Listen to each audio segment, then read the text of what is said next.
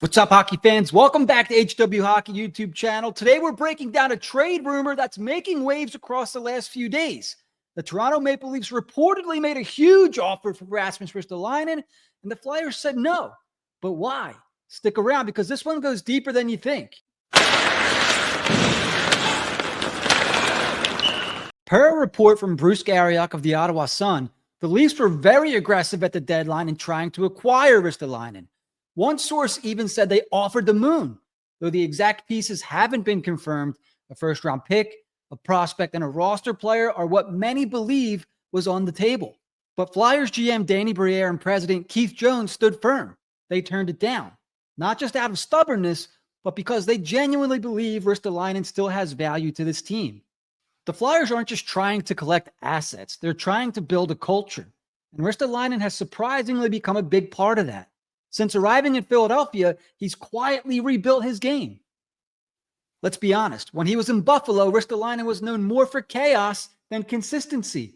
But under the Flyers' former coaching staff, mainly Brad Shaw and John Tortorella, he's simplified his game.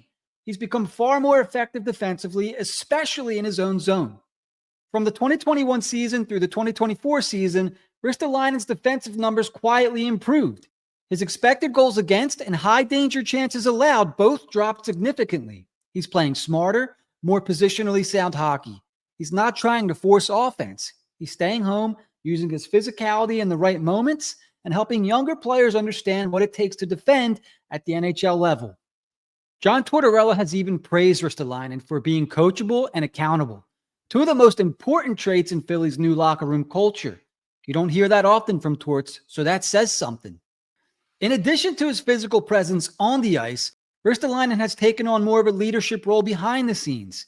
He's known for his work ethic, his mentorship of younger players, and his ability to play heavy minutes, even on a penalty kill that's improved over the last 2 seasons. He might not be a top-pairing defenseman, and the Flyers don't need him to be. What they need is a steady, reliable veteran who can eat minutes and help guide young guys like Cam York and Igor Zamula through the grind of an NHL season. Ristolainen carries a $5.1 million cap hit through 2026. Not cheap, but not unmanageable, especially if he continues to play solid second-pairing hockey. For the Flyers, who aren't in cap trouble and aren't desperate to unload veterans, his value on the roster might currently outweigh his value on the trade market. Plus, if they ever do trade him, they'll have even more leverage once he's fully healthy, or if they're willing to retain salary. At the end of the day, this is about the Flyers sticking to their vision. They're not just collecting draft picks. They're building a new core. And until someone comes with Godfather offer, they're going to keep the players who help support that process. Ristolainen may not be the flashiest name in the NHL, but in Philadelphia, he's become exactly what they hoped he could be, a dependable team-first guy who helps anchor a young defensive group. So what do you think? Should the Flyers have accepted the Leafs' offer, or did they make the right call holding on to Ristolainen?